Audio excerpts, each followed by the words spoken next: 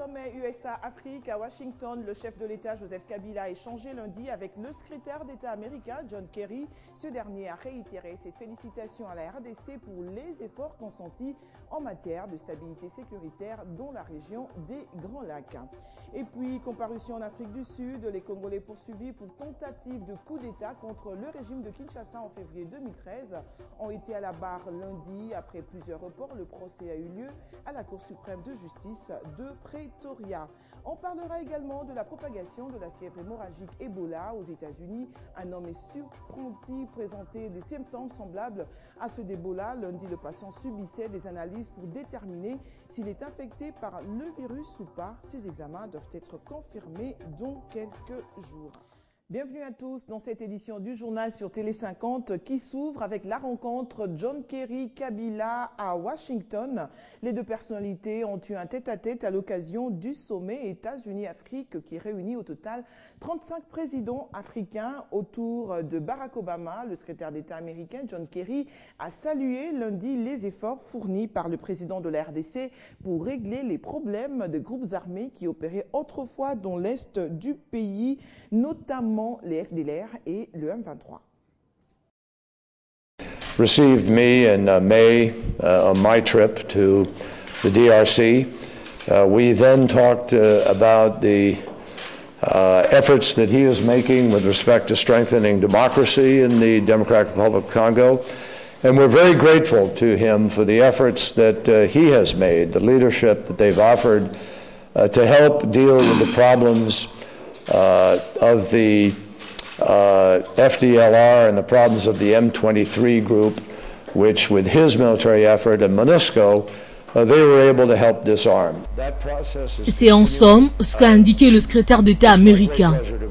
John Kerry a également exprimé sa foi en un avenir très prometteur de la RDC au regard de ses réalisations à ce jour, mais aussi de la détermination de ses autorités à maintenir le cap. Le chef de l'État congolais a pour sa part réitéré au gouvernement américain sa ferme volonté à s'employer à la finalisation du processus de stabilisation de la région des Grands Lacs, stabilisation qui est devenue son cheval de bataille. I'm glad that on the sidelines of this particular summit that we're going to raise once again the 3 or 4 issues in as far as the situation is concerned, not only in the Congo but the region. But it's worth noting that since we met, I believe, 1-2 months ago, the situation has continued to evolve and move forward in the right direction, and that now the Congo is breathing the air of peace, and that we're moving towards stability and long-term stability in all sectors, not only security but also economic development and the development of the region as a whole. Joseph Kabila a aussi réitéré son appel aux investissements étrangers en RDC qui offrent beaucoup d'opportunités, surtout avec la paix retrouvée, une économie stable et un climat des affaires assaini. Les deux personnalités ont par ailleurs évoqué les avancées du processus de paix dans la région des Grands Lacs que Joseph Kabila a promis de s'y mettre pour une stabilité à long terme dans tous les secteurs.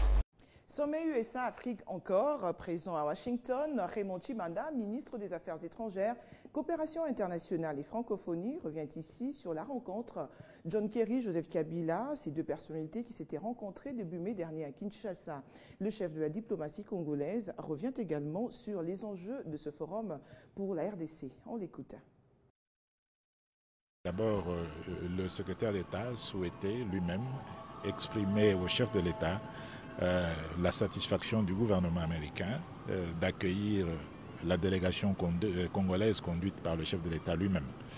Il a tenu à dire que c'était très important pour eux, compte tenu de l'importance de notre pays sur le continent africain et du rôle que le chef de l'État a joué au cours des dernières années pour que la paix revienne dans la région des Grands Lacs. L'Afrique est le continent d'avenir dans le monde. C'est la nouvelle frontière, comme on a coutume de le dire. Les États-Unis ont fini par comprendre qu'il est important que, comme le font déjà certains autres États, ils ne soient pas en reste et qu'ils engagent un dialogue avec le continent au sommet, ce qui va se passer. Nous aurons l'occasion d'entendre les États-Unis décliner leur vision de ce que devraient être les rapports entre eux et le continent africain. Et les chefs d'État africains vont aussi avoir l'occasion de dire aux États-Unis comment ils conçoivent l'avenir de l'Afrique. Il y a plusieurs thèmes qui sont sur la table. Il y a la question de la paix et de la sécurité parce que c'est essentiel, c'est primordial. Il y a la question de la croissance et du développement. Comme vous le savez, la République démocratique du Congo est un acteur majeur sur le continent africain. Il n'y a pas de thème concernant l'avenir de l'humanité, qu'il s'agisse du réchauffement climatique, qu'il s'agisse de l'approvisionnement ou de la garantie en approvisionnement en ressources naturelles pour les économies du monde, qui puisse se résoudre sans la République démocratique du Congo, compte tenu de la dotation que nous avons reçue du Seigneur dans ce domaine. Politique toujours, la province du Sud Kivu abrite l'ouverture de la 8e table ronde des ministres provinciaux du plan, travaux consacrés essentiellement à l'évaluation de la mise en œuvre du programme d'action du gouvernement national. C'est le ministre du plan, Célestin Vunabandi, qui a dirigé ces assises devant les représentants de 9 provinces de la RDC. Les détails dans ce duplex de Amani Alimassi. La ville de Bukavu abrite la 8e table ronde des ministres provinciaux. L'activité est présidée par le ministre national du plan, Célestin Vunabandi. Elle se tient à l'hôtel Horizon de la commune d'Ibanda de la ville de Bukavu. Selon le ministre national, l'objectif est de prendre des recommandations pour améliorer la planification du développement. Le ministre national du plan indique en outre qu'à la fin de ces assises, chaque province pourra disposer de stratégies pour la réduction de la pauvreté avec un programme de développement. Pendant 3 jours, les ministres provinciaux du plan vont également débattre d'autres thématiques, entre autres le recensement de la population, de l'habitat et de la centralisation financière, l'intervention du partenaire ou du développement, ou encore la collaboration entre les gouvernements provinciaux, nationales et les entités territoriales décentralisées. Certains partenaires extérieurs réduire ou encore coupent leur financement pour certains projets de développement dans la plupart de la RDC. Aziz Oumou Indou, délégué de la ministre du Plan au Nord Kivu, souligne que sa province est également frappée par cette situation, mais il appelle ses collaborateurs à développer d'autres mécanismes pour le développement de la province. Pour de ces assises, on a noté l'absence de 2 provinces qui ne sont pas représentées. Il s'agit de la province du Kasaï occidental. Pour rappel, la 7e table ronde s'est tenue l'année dernière dans la province du Bas-Congo. Depuis la ville de Bukavu, Amani Alimassi Joseph, le 50. Dans le chapitre de la justice, réouverture ce mardi 5 août à Pretoria du procès de 20 Congolais présumés rebelles par la justice sud-africaine. Ces hommes sont accusés depuis le 17 février 2013 d'avoir comploté contre Joseph Kabila ainsi que ses proches. Alors que leurs avocats clament leur innocence, la police sud-africaine dit détenir de nombreuses preuves de leur manigance. Il a fallu que la police sud-africaine infiltre l'un des leurs pour obtenir les preuves de leur manœuvre. Ces Congolais montaient un coup d'État contre le régime de Kinshasa en février 2013. Et c'est depuis hier lundi qu'ils devraient comparaître devant la Cour suprême de justice de Pretoria, mais ils se sont présentés au nombre de 19 au lieu de 20. L'un des accusés, James Jacob Mapima, était absent pour des raisons de santé, ce qui a ajourné la séance à ce mardi. Pour leurs avocats, ils n'ont commis aucun crime en Afrique du Sud et ne devraient pas par conséquent être poursuivis. Ce que rejette le juge, qui estime par contre que ces ressortissants congolais ont planifié ce coup sur le sol sud-africain et devraient être poursuivis pour avoir violé la loi sur l'assistance militaire étrangère. En juillet dernier, le représentant de la grande partie des détenus avait dénoncé que ses clients seraient victimes d'agressions morales et physiques par les autorités de la prison. En plus de la tentative en vain d'obtenir l'annulation des charges contre ces accusés, la défense a également demandé leur remise en liberté provisoire. Demande rejetée, car la justice sud-africaine dit détenir de nombreuses preuves les inculpant. Ces hommes risquent des lourdes peines de prison et d'extradition. Et dans le reste de l'actualité, aux États-Unis, un homme est soigné dans un hôpital de New York pour des symptômes semblables à ceux d'Ebola. Le patient souffre d'une forte fièvre et des symptômes gastro-intestinaux après un voyage en Afrique de l'Ouest. Lundi, il subissait des analyses pour déterminer s'il est infecté par le virus ou pas. Ces examens doivent être confirmés par les centres fédéraux de contrôle et de prévention des maladies. Ils devraient prendre entre 48 et 72 heures. Pour l'heure, ni l'identité ni la nationalité du patient n'ont été révélées. Dans l'actualité également, le sud-ouest de la Chine paie un lourd tribut au lendemain d'un séisme de magnitude 6,1 qui a frappé la province de Yunnan, l'une des plus pauvres du pays. On dénombre près de 400 morts et plusieurs milliers de blessés. Les secours ont du mal à progresser. On a compté 148 répliques, 5 de magnitude supérieure à 3. La plus grosse était de magnitude 4. C'est le drame dans les régions montagneuses du sud-ouest de la Chine. Les autorités chinoises, les services de secours, dont la tâche est rendue compliquée par des pluies diluviennes, sont tout de même à pied d'œuvre pour tenter de trouver des survivants. Au total, 7000 soldats et secouristes ont été dépêchés sur les lieux. Les bilans n'est fait que s'alourdir.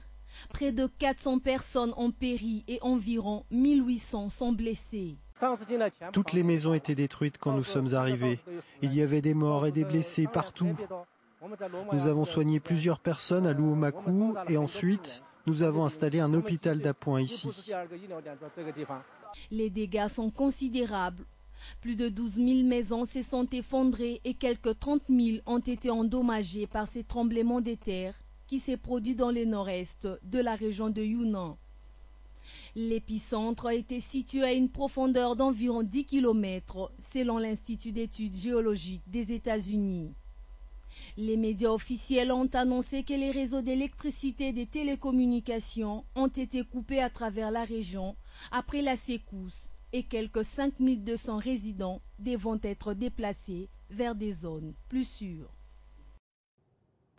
En sport, les hostilités au championnat de l'entente provinciale de football de Kinshasa reprennent le chemin à partir du 15 septembre prochain. Parmi les équipes très attendues à cette édition 2014-2015 figure la formation de Renaissance du Congo qui tient à marquer les esprits du football quinois une fois que l'occasion se présente. Des ambitions grandissantes pour un club qui vient à peine de voir le jour. Du Doumbala.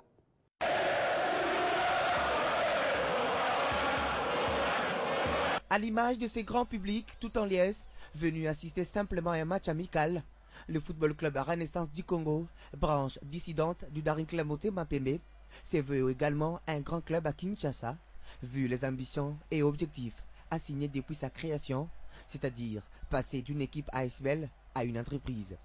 Secret Zali, Tokriaki, que tozoli na changement.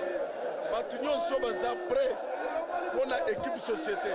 C'est pour cela que nous avons Bazasi ma Renaissance. Renaissance et Zali équipe ya makasi. Le Rwanda Mbassi a sali que l'équipe est là qui s'abonne, c'est que la professionnalisation peut tourner la société. Et cette volonté de bien faire les choses côté dirigeant a boosté le mental des joueurs sur l'heure de jeu. La preuve, c'est cette résistance devant les Soudanais d'Al Hilal qui se prépare également à affronter les tout-puissants Mazembe le dimanche 10 août prochain dans les cadres de la Ligue des champions de la CAF.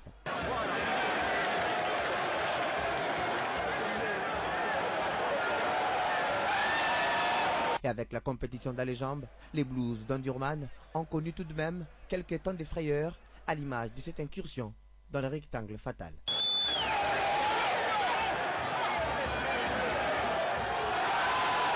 Un but partout sera le score final de cette explication internationale. Ce n'est qu'un match amical, mais l'équipe est en pleine progression, nous dira les dirigeants.